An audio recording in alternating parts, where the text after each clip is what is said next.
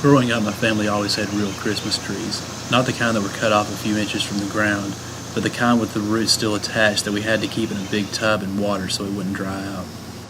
Every year after Christmas was over, my dad would take our tree and plant it at the side of our driveway. We lived in a house that sat on a hill and was well off the road, so our driveway was long. As I got older, I became more aware of the growing row of trees and the memories they kept alive year after year. Now I'm grown and have a house and family of my own.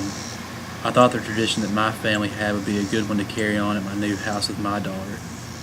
So last year we searched high and low until we finally found just the right tree. We borrowed a truck from my wife's parents and managed to get the tree into our house and eventually maneuvered it into the living room. We decorated it and left our gifts under it and kept it watered every day until I was able to plant it in our backyard at the beginning of the year. We had the perfect spot, right beside a large pine that the previous owners had planted, possibly for the same reason we were planting this one. We had a vision of rows of pines, each symbolic of a year of our lives together. Even after we planted our tree, we continued to care for it, watering it when we were supposed to, mulching around the roots, and making sure it had everything it needed to grow up big and healthy, just like the one beside it.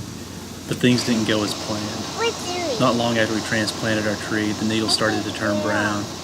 It started looking sickly, but we kept on watering it, kept on caring for it, hoping for a full recovery. Through the spring, even as all the needles lost their color, I was reassured by a friend that pines would lose their needles after you plant them, but they would come back. I held on to that hope, even as the heat of summer came on. Eventually I quit watering our tree. I left it standing, but we all knew the truth. It didn't survive. So today is the day we'll dig it up and say goodbye. And what will go in its place, I'm not sure. A part of me gave up on the plan to collect our Christmas trees, and because of that, I went ahead and planted a row of apple trees in the area we had originally planned for our pines.